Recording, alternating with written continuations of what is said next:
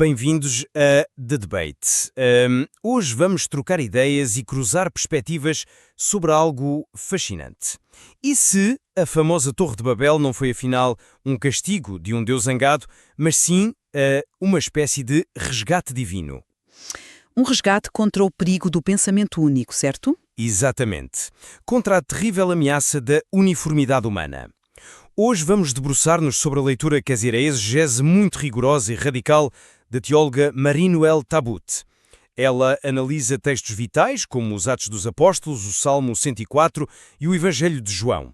Tudo isto para perceber qual é o papel central do Espírito Santo nas narrativas de Pentecostes, não é? É isso mesmo. E a grande divergência intelectual que trazemos hoje é a seguinte. Do meu lado da barricada, eu olho para estes textos e vejo um manifesto quase político. Defendo que o Espírito atua como o grande equalizador humano, ou seja, a sua função primordial é dissolver as hierarquias que nos fraturam e criar uma comunidade perfeita em forma de mosaico horizontal. Pois, e eu abordo a questão de uma forma totalmente diferente e confesso que muito mais desconfortável. Estou focada na disrupção. Defendo que essa harmonia comunitária que descreves é apenas um subproduto. A verdadeira essência do texto aponta para um empoderamento individual aterrador, que coloca nos ombros de pessoas perfeitamente falíveis a responsabilidade brutal de quebrar ciclos de violência através do perdão. Repara, para mim, o culinar desta narrativa não se percebe sem olharmos para trás, lá para o livro do Gênesis. A Tabout faz uma ligação que eu acho simplesmente brilhante com o episódio de Babel. A velha história de Babel. Sim. Historicamente sempre nos foi ensinado que Babel foi uma punição, não é? Aquela imagem clássica da praga divina enviada para confundir as línguas por causa da enorme arrogância humana de querer construir uma torre até ao céu. O clássico castigo pelo excesso de ambição. Exato. Mas a leitura da Tabout vira isto completamente do avesso. A intervenção de Deus não foi punitiva, mas sim corretiva. A humanidade estava, no fundo, a caminhar para a tirania do projeto único, para a uniformidade absoluta que é sufocante. Sim, a imposição da uniformidade como a verdadeira ameaça à identidade. Precisamente. E o que é o Pentecostes nos Atos dos Apóstolos? Faça isto. Não é um desfazer de Babel no sentido de voltarmos todos a ter uma língua única. Pelo contrário, o Espírito consagra a diversidade. Validando a diferença. Sem dúvida, as pessoas continuam a ser de origens diferentes, partos, medos, elamitas, como o texto lista quase exaustivamente, mas, de repente, compreendem-se. É a consagração máxima da unidade na diversidade. E é isto que me leva à imagem fantástica de São Paulo na sua primeira carta aos Coríntios, que sustenta toda a minha visão. A imagem do mosaico da Igreja. Isso. A nova sociedade, a tal Igreja, não é desenhada como uma pirâmide. É um mosaico gigantesco. Mas para que este mosaico exista, aquelas categorias sociais ultra-rígidas da época, judeus e pagãos, escravos e homens livres, são completamente abolidas. O espírito erradica a própria ideia de superioridade para criar uma estrutura horizontal, completamente inédita, no Império Romano. Percebo o fascínio por essa visão estrutural, digamos, quase arquitetónica. Mas acho que esse foco excessivo no mosaico te faz perder a visão de conjunto. Se formos ler com atenção o que o Evangelho de João escreve sobre o evento, percebemos que a prioridade não era institucional. Não. Não. Era sim íntima e profundamente disruptiva. A Tabout nota ali um detalhe crucial.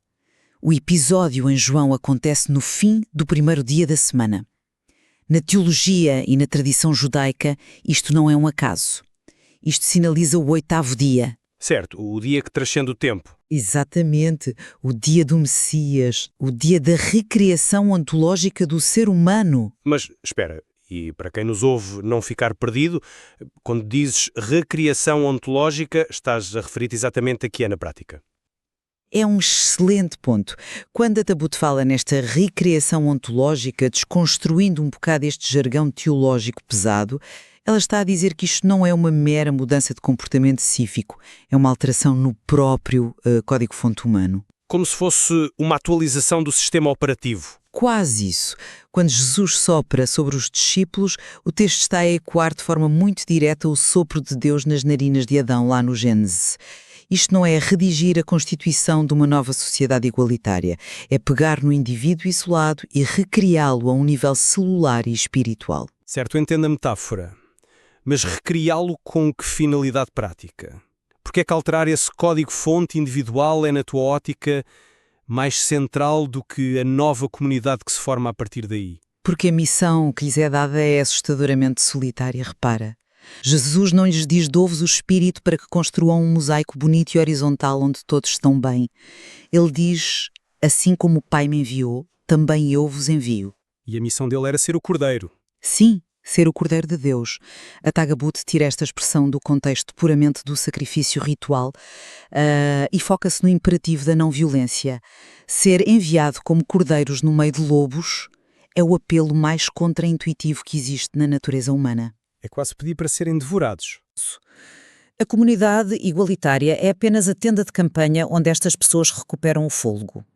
O verdadeiro trabalho pesado acontece lá fora, na trincheira individual. Compreendo porque pensas assim e isso soa incrivelmente heroico no papel, mas deixa-me dar-te uma perspectiva diferente baseada no peso do coletivo que está tão patente nos Atos dos Apóstolos.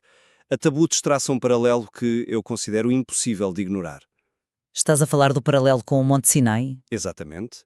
Entre o dom da lei no Sinai, no Antigo Testamento, e o dom do Espírito em Jerusalém.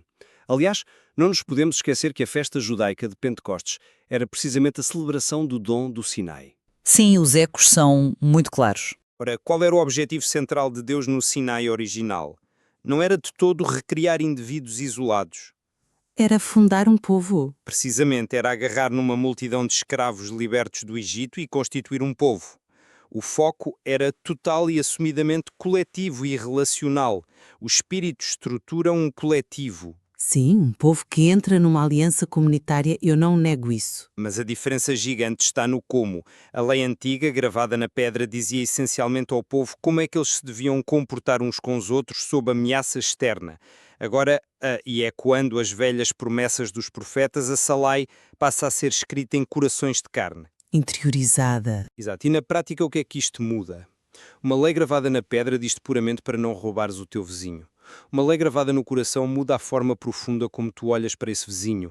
E é por isso que a exaustiva lista daquelas nações todas, os habitantes da Mesopotâmia, do Egito, de Roma, é fundamental no texto de Lucas. Ele está a mapear o mundo conhecido. Mapear por reestruturar. Lucas está a descrever a humanidade inteira a ser socialmente reestruturada. O grande milagre, a meu ver, não é apenas um indivíduo isolado ter a tremenda coragem de perdoar. O verdadeiro assombro é uma multidão tão diversificada de estranhos, com passados e culturas totalmente incompatíveis, conseguir ter uma experiência comunional pura, abolindo as estratificações que os deviam, pela lógica romana, separar. Eu percebo a força dramática desse argumento do novo Sinai. Mas tens de admitir que há um limite prático brutal para essa horizontalidade coletiva em que tanto insistes. É aqui que entra o Salmo 104, que a Tabut integra de forma brilhante na sua análise exegética. O salmo que fala sobre a respiração de Deus. Sim, o salmista diz de forma muito poética: tu envias o teu sopro, eles são criados, tu renovas a face da terra. A distinção exegética que ela faz aqui é vital para perceber o meu argumento. Na visão de Israel, a criação não é um evento isolado que aconteceu há uns milénios, onde Deus construiu a mecânica do mundo, enfiou lá as pessoas e foi de férias. Certo, é um processo totalmente contínuo. Exatamente. A criação é uma relação persistente. É um contacto instante a instante entre o Criador e os pulmões mortais de cada criatura.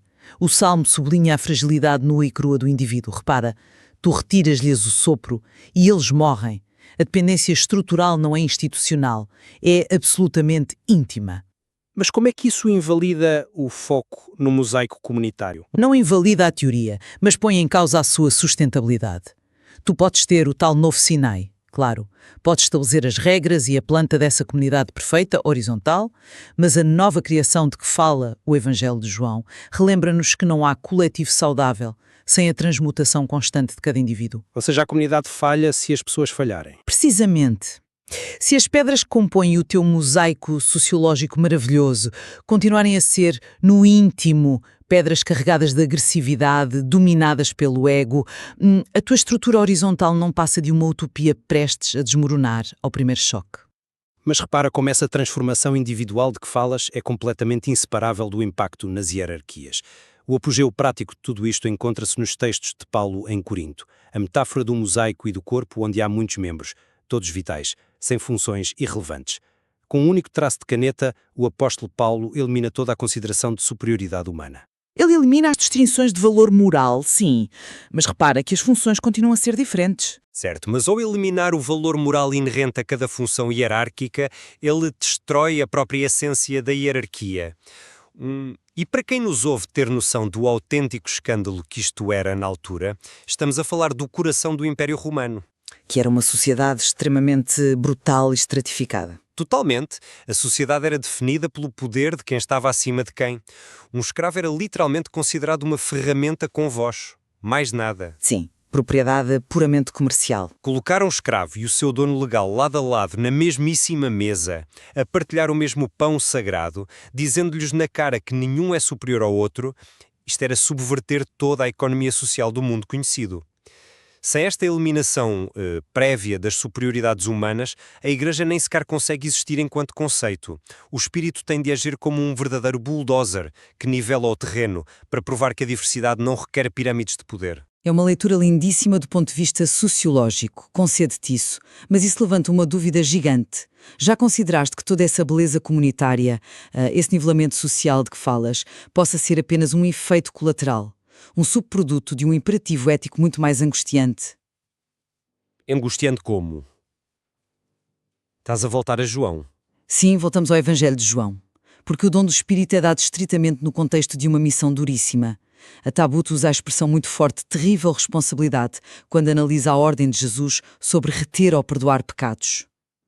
Confesso que a ideia tradicional de reter pecados sempre me pareceu o exato oposto de tudo o que os textos evangélicos defendem. E é por isso que a Tabut subverte e desconstrói essa leitura quase medieval de que Deus tem, sei lá, um livro de contabilidade celestes e se recusa a perdoar alguns. Não. Graças a Deus. Pois, a premissa da Tabut é que Deus é exclusivamente perdão, não há cá livros de contas. A terrível responsabilidade, que fala o texto, recai totalmente sobre os humanos. O que ela defende é que nós, seres limitados e frágeis, temos o pavoroso poder de simplesmente não anunciar esse perdão. De fechar a torneira da empatia, digamos assim. Exatamente. Fechar as portas da empatia, deixando o mundo cá fora a apodrecer no seu próprio desespero e ciclo de ódio. E aqui está o meu problema com a tua tese. Se nos focarmos demasiado na horizontalidade confortável e estética do mosaico comunitário, acabamos por perder de vista a agonia solitária desta responsabilidade individual. Achas que o mosaico amortece o peso da missão? Sem dúvida. Pertencer à comunidade, na verdade, é a parte mais fácil do processo. Ser enviado completamente sozinho para a rua, como um cordeiro vulnerável, e ter a obrigação ativa de absorver o ódio dos outros e responder apenas com perdão, isso é o verdadeiro fardo. A estrutura comunitária torna-se um luxo muito perigoso se não estiver subordinada a esta espada do perdão que cada indivíduo tem de empunhar. Eu admito plenamente que essa expressão terrível responsabilidade acrescenta uma gravidade brutal que não podemos simplesmente varrer para debaixo do tapete. Mas deixa-me lançar-te um desafio em forma de analogia. Força. Imagina o tal mosaico que estamos a debater. A minha questão é a seguinte: será que essa missão duríssima de perdoar de que falas é apenas a argamassa invisível que usamos para colar as peças individuais, garantindo que o grupo não se desfaz em conflitos mesquinhos? Ou O quê? Qual é a alternativa à argamassa? Ou será que o objetivo fundamental de construir este gigantesco mosaico horizontal é transformá-lo numa espécie de espelho virado para o exterior?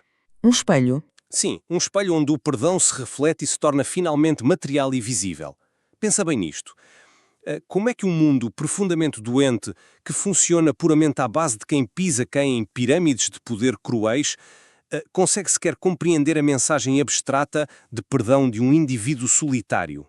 Estás a dizer que a mensagem verbal não chega? Não chega, de todo. Eles precisam de ver uma comunidade horizontal a funcionar. Precisam de observar empiricamente o escravo e o homem livre na mesma mesa para acreditarem que o tal perdão ético de que falas, afinal, é uma possibilidade real e prática. Olha, gosto imenso dessa dinâmica entre a argamassa e o espelho. É uma boa imagem. Capta incrivelmente bem a tensão permanente entre o individual e o coletivo, mas, descendo à realidade prática, suja, de como as coisas operam, mesmo esse espelho perfeito só consegue refletir a luz se cada pedacinho minúsculo de vidro estiver ativamente disposto a arriscar a pele. Claro, exige risco constante. E isto obriga-nos a regressar lá atrás, à nossa discussão inicial sobre o problema de reverter Babel. Ou seja, aquele momento em que o espírito trava tal pista de pensamento único e intervém preservando a pluralidade de sensibilidades culturais. Para mim, proteger ativamente a diversidade de partos, medos e alamitas é uma prova irrefutável de que a assimilação forçada é uma forma brutal de violência.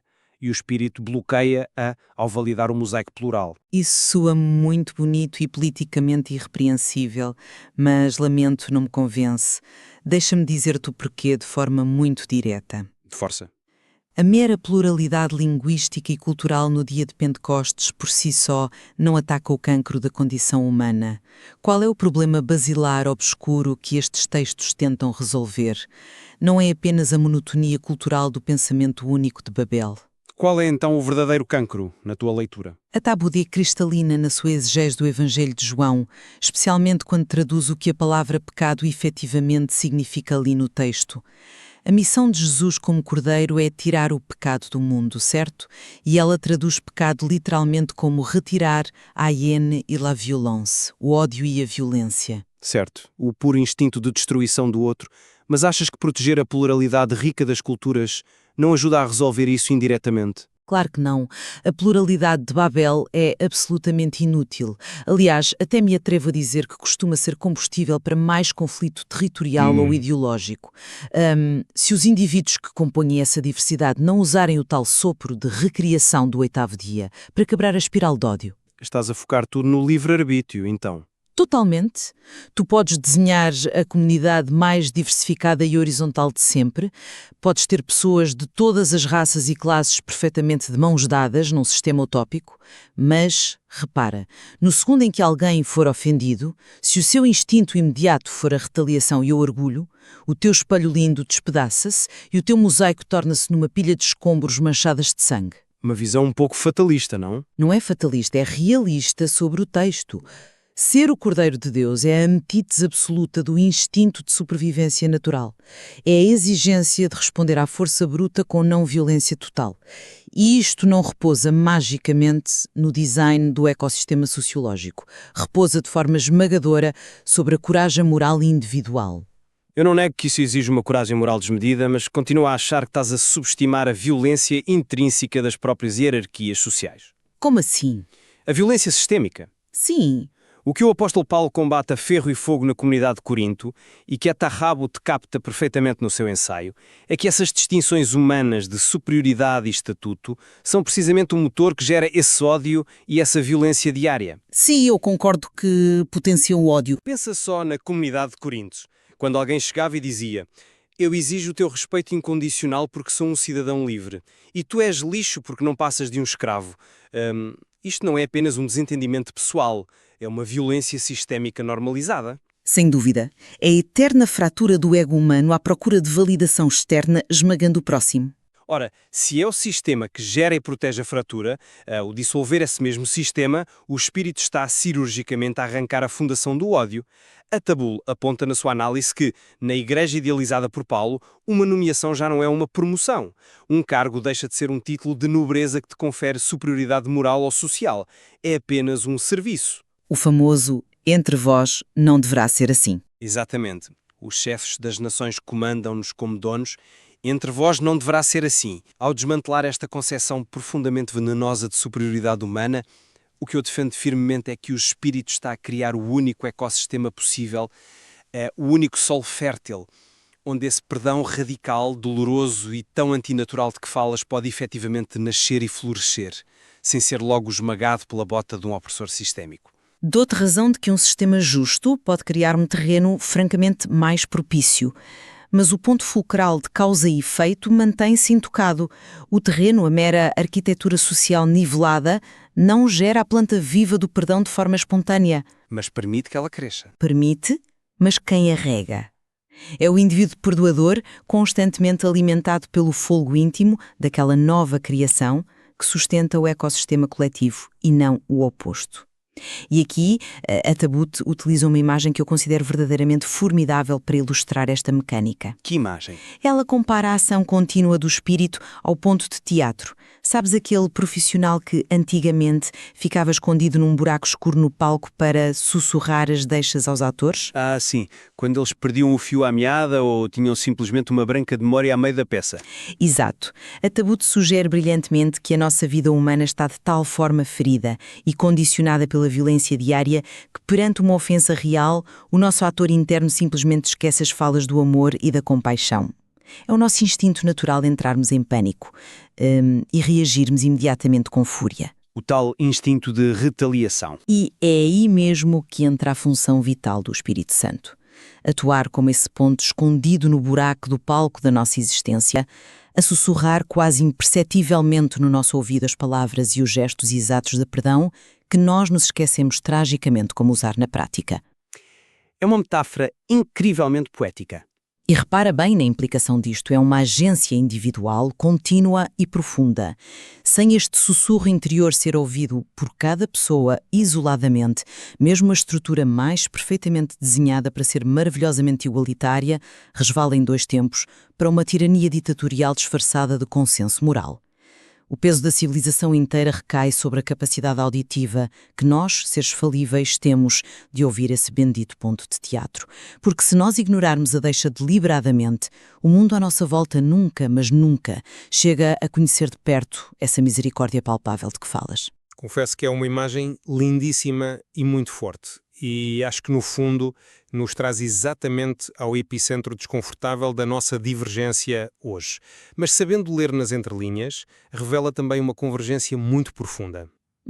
Como é que fechas esse raciocínio? Quando eu alinho toda a análise meticulosa que a Tabut faz destes textos, desde a narrativa épica no livro dos Atos até aos escritos sociológicos de Paulo, é-me honestamente impossível não olhar para a figura do Espírito Santo como o grande arquiteto. Vejo o desmantelamento implacável do tal projeto único ditatorial em Babel, vejo a eliminação metódica das muralhas duras de classe e raça na comunidade em Corinto. O quadro global, aos meus olhos, parece-me cristalino. É o rasgar completo da velha planta egoísta e a construção do germe de um edifício social totalmente novo.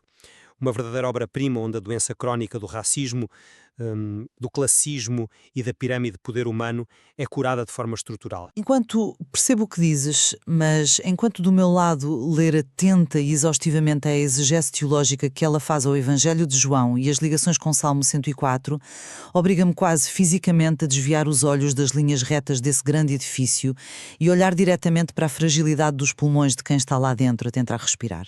O foco na matéria-prima humana. Exatamente, porque não se trata de erguer paredes mais bonitas ou igualitárias, trata-se de reanimar corpos prostrados no meio dos escombros da natureza humana.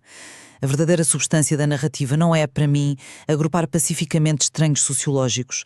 É sim aquele imperativo moral demolidor, empoderar pessoas perfeitamente normais e mesquinhas para enfrentarem de frente o ódio irracional e a violência do mundo, respondendo-lhes exclusivamente com o perdão irracional que lhes é sussurrado ao ouvido. No entanto, eu acho que isto é o mais fascinante no nosso debate de hoje, no meio de todo este embate analítico entre o papel de arquiteto social ou o papel de sopro reanimador do indivíduo, nós ambos tropeçamos inevitavelmente na mesma linha de chegada. Sim, os textos são implacáveis nesse aspecto. Os textos não deixam absolutamente nenhuma margem de manobra para qualquer tipo de complacência com o status quo humano. Quer a lenta exegética incida primordialmente sobre o desabar estrondoso das estruturas de opressão social, quer incida sobre o heroísmo oculto e solitário do perdão antinatural, a mensagem de fundo bate na mesma tecla. tudo tem de mudar radicalmente. E nisso estou convencida que estamos em concordância absoluta. A velha condição humana, tal como a conhecemos, seja o eu opressor e arrogante que vemos ser duramente criticado em Corinto, ou o eu assustado e devorado pelo ciclo de vingança e pelo ódio primitivo no Evangelho de João, não cabe, simplesmente não entra neste novo paradigma de que falam os autores. Não entra nesta nova criação radical do 8º dia. Exige uma espécie de morte e renascimento, não é? Existe uma ruptura existencial absoluta e dolorosa com as nossas reações de sobrevivência mais instintivas e básicas. E é isso que dói tanto ler. O que demonstra bem, na verdade, o valor inestimável de lermos as fontes, estes textos fundacionais das nossas civilizações e vê-los desconstruídos por intelectuais brilhantes como a Tabut. Ao amarrar linhas teológicas desde o livro ancestral do Gênesis até o Evangelho de João, e ao ligar a poeira do Monte Sinai ao vento do dia de Pentecostes, ela prova cabalmente como o Antigo e o Novo Testamento estão, no fundo, embranhados num diálogo contínuo. Muito mais sumarento e complexo. Muito mais complexo do que aquela catequese infantil hiper simplificada a que a maioria de nós fomos habituados. Sem dúvida. E prova, sobretudo, que isto não é uma discussão meramente académica sobre história antiga ou sobre museologia teológica poética. Quando textos com milhares de anos de idade te obrigam a sentar-te e a lidar com expressões cortantes como a erradicação do ódio e violência e exigem perentoriamente que sejas tu a quebrar a espiral com a tua própria vulnerabilidade, percebemos imediatamente que estamos perante um autêntico diagnóstico clínico, um raio-x moral inadiável da nossa própria sociedade ultrapolarizada contemporânea. O que nos empurra fatalmente de volta àquela provocação tão boa que tu lançaste a meio do nosso raciocínio. Talvez, ao depararmos com o que resta da longa e sangrenta história da humanidade, que infelizmente é frequentemente construída com a argamassa do ódio, da força bruta e da hierarquia violenta, talvez não possamos simplesmente dar-nos ao luxo de escolher. Escolher entre o espelho e a argamassa. Exato. Decidir caprichosamente entre desenhar com rigor a planta arquitetónica perfeita para a paz comunitária ou aprender dolorosamente a respirar e sussurrar o perdão no meio da poeira da ofensa.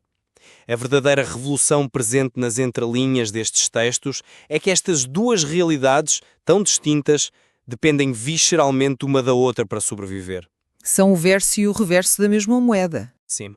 A estrutura horizontal mais perfeita humanamente imaginável, só consegue manter-se de pé e não implodir inevitavelmente sobre si mesma se, e apenas se, cada minúscula pedra que a compõe assumir ativamente, todos os dias, a decisão aterradora de perdoar a pedra que está logo ao seu lado. Como se fosse uma arquitetura espantosa feita, repara, não de argamassa e betão, mas construída inteira e fragilmente de folro. E nós vamos deixar-vos hoje com esta imagem poderosa para levarem connosco e continuarem vocês mesmos a dissecar e a questionar tudo que lemos e discutimos neste nosso espaço. Continuem sempre a ler, continuem sempre a pensar pela vossa cabeça e, acima de tudo, continuem a debater. Até à próxima.